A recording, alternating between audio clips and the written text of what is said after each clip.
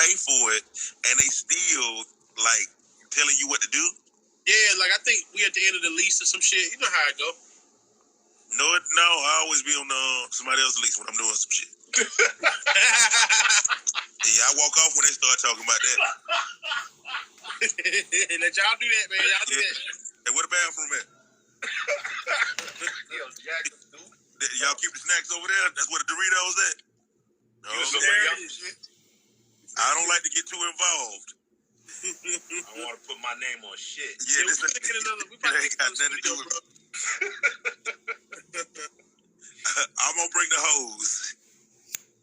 The blanket. Hilarious. Hey, you still I did with the infused pizza, man? Say it again? You still got the infused pizza? I'm trying to get my own Jack Thriller infused pizza right now, man. So I done put my brand into like blowing up other niggas' brands and shit. And when you really, at the end of the day, when you start thinking about the ownership part of it, then then you realize that you're not getting what you're worth and whatnot. And I think I had hit Snoop Dogg up or some shit right after I hit Rito. And Snoop Dogg was like, "So this your shit?" I said, "I mean, like, what you mean when you say is it my shit?" He said, "Nigga, you own this shit." And I was like, no. And he was like, "Well, shit, I don't want none then. I'll wait till you get your own shit." I don't want none then. Yeah. He made me have to have more respect for myself. Hey, right. I see the OG. God damn, that's some game right there, boy. That nigga dissed you into greatness. Man. Yeah. And it wasn't even a diss. It was like, I fuck with you so much, I can't even fuck with these people because it ain't your whole business. You ain't getting off. Yes. That was a king. He's a king. You know what I'm saying? That was a king. Dog, that's some real shit, Jack. That was a king. You a king. Come on, Snoop Dogg. He made me get Cool Water cologne, bro. I was a mustache sixth grader before Doggy Style came out, and that nigga said, I got the Johnson Baby powder and the Cool Water cologne. And I told my auntie I need Cool Water cologne. I was the coolest nigga after I was smelling good, bro. Hey, bro, I'm telling you, that Axe Effects where it's at, the chocolate kind. Because you smell like a nigga who got a couple motorcycles. That's what them old niggas be wearing. That Axe. My father-in-law spray so much goddamn Axe on him, nigga. And he like 70, but this nigga built, and he would tank tops to Walmart with white jeans. With Axe on? With a lot of Axe. And them hoes be falling out the sky. Hey, this is yeah. I had a chocolate kind on the other day. This girl almost bit my dick off, and I had on fame. Niggas be spending all that money on cologne, and the Axe is what get it done. The Axe get it done, and it keep the flies off too. The Axe is the vaccine, really though. That was you hear me? Axe body spray is the COVID vaccine right now. Oh yeah. This nigga Jack stupid, dog. Hey, Jack funny as hell, bro. Bad. Man, I appreciate it. What was the day you went from Jack Honey Bun to Jack Thriller? Do you even talk about that? That was when I was over at the T.I. studio. I remember. I just remember that was the moment. Yeah, that was as soon as I came inside the studio, they was picking on Lil Duval for having a friend named Honey Bun, and I didn't realize. I'm like, oh shit, I'm Honey Bun. They talking about me. It's not cool to be me right now. And yeah, because I walked in all happy-go-lucky and shit, and everybody was looking at me laughing on some Twilight Zone shit. And they was playing around with it, and at the moment was the tip he had called me Jack Sparrow. Oh and shit! I was like, yeah, and I like that though. That's like Pirates of the Caribbean. Yeah, so I liked the Jack part. So I kept the Jack, and at the time, I had already was thinking about changing my name to Young Thriller. So then I threw the Jack in there, and that's how the Young Jack Thriller came. That's an awesome name. Yeah. So I was trying to go with something that sounded like a superhero. Hey, I heard the story you told about Trick buying you them goddamn jackets, nigga. That is the funniest shit ever. and them jackets look so expensive. Them motherfuckers $2,500 a piece.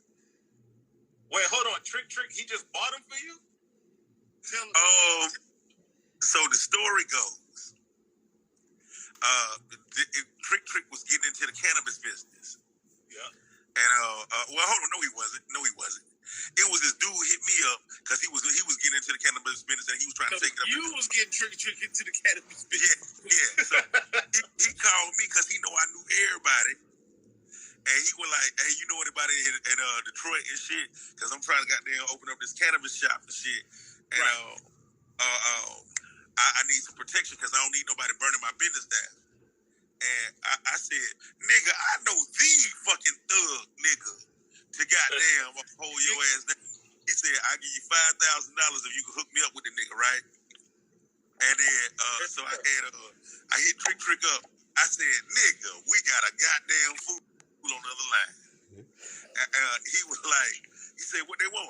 I said, he gonna give me $5,000 if I hook you up with him and whatnot, and all he wants you to do is like beat up and kill niggas and shit just in case, so they won't goddamn burn down the shop and whatnot. So he give me five. He probably give you like $10,000 since you beating up and killing niggas. So he was like, he had said, no, I want a percentage if I'm gonna be beating up and killing niggas.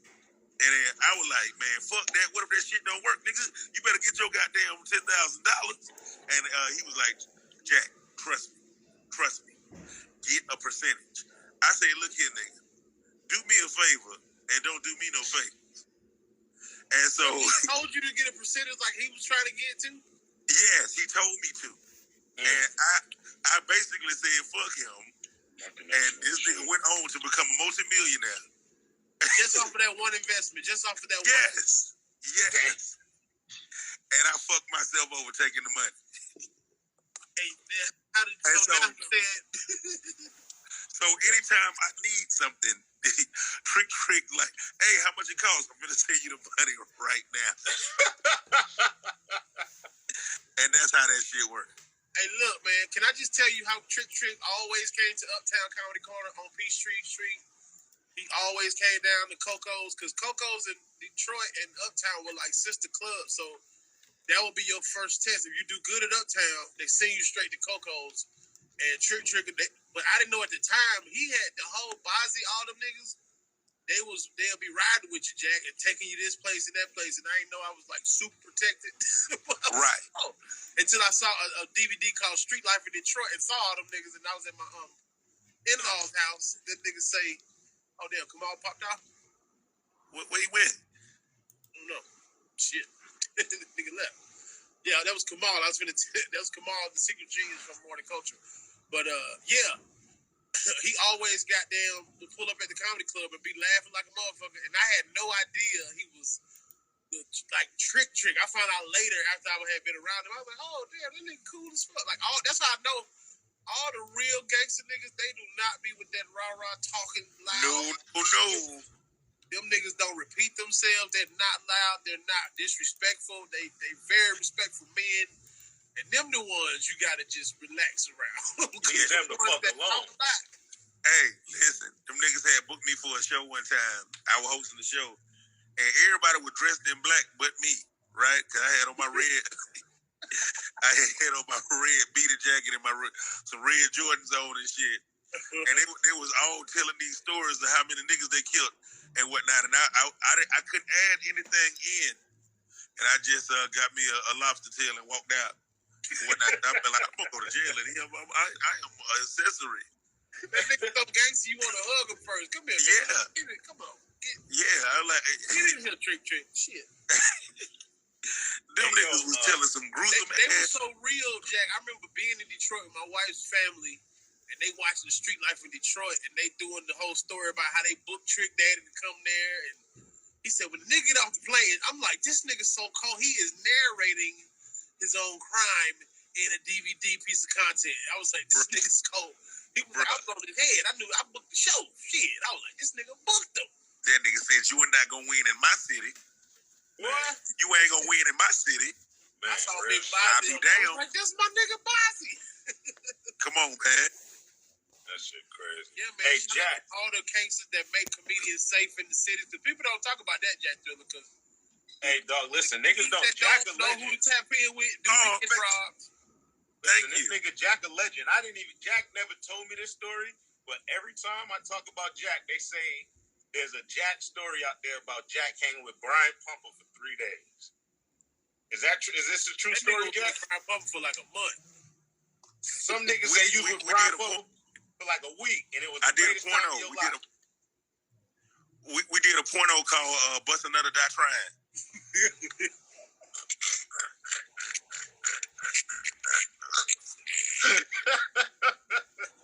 Back in 2011, yeah. Oh, this But wait, y'all was making World Star every day. Yeah, and 4 million views a day. nigga. 4 million views a day for the shit. It was called Life of a Porno Nigga or a series. Man. I gotta go Bruh. back and watch that shit. Hey, nigga. Hey, listen. Nigga, Lloyd Banks was so fucking pissed off when I was hanging around that nigga because the nigga looked like Brian Pumper and looked like Lloyd Banks. And so people thought since I was hanging around a nigga that he was down with G-Unit and he was Lloyd Banks. Hey, Jack. This how I know we real friends, because you was texting me every day. You was like, he keeps buying so much silver jewelry. You keep sending me pictures of this nigga jewelry. It was confusing. It was confusing, bro.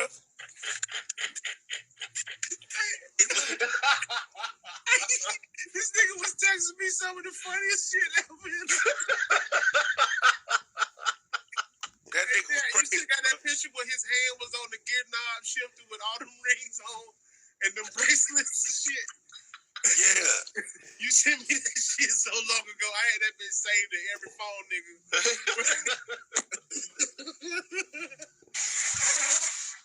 Hey, that's funny, dog. Oh, God, nigga.